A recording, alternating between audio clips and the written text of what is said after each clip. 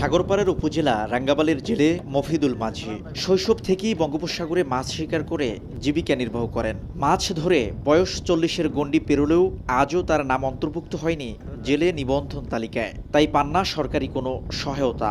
বর্তমানে সমুদ্রে মাছ শিকার বন্ধ থাকায় পরিবার পরিজন নিয়ে দিন কাটছে খুবই কষ্টে। আমার এই জাল্লে কাঠ না থাকা আমি সরকারি কোনো সুযোগ সুবিধা পাই না। এই 65 দিনের অভাবে আমরা মাছ ধরতেই না, বইয়ে বইয়ে খাই।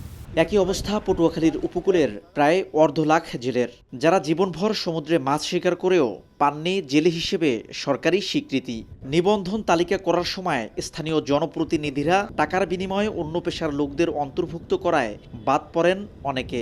অভিযোগ জেলেদের, কোনো কাঠ কুটামো করে দেয় না মেম্বারে।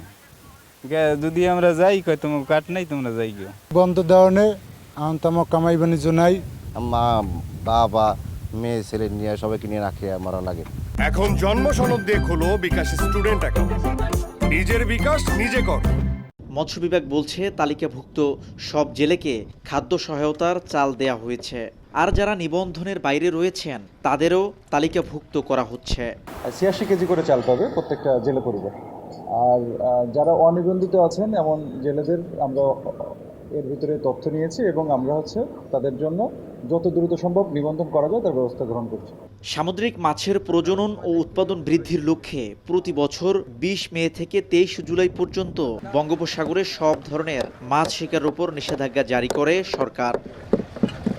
সমুদ্র উপকূলীয় জেলা পটুয়াখালীতে নিবন্ধিত জেলের সংখ্যা 86,000। তবে এর বাইরেও অন্তত 1.5 লাখ মানুষ জেলে পেশার উপর নির্ভরশীল। শিকদার জাবির হোসেন, সময় সংবাদ, পটুয়াখালী।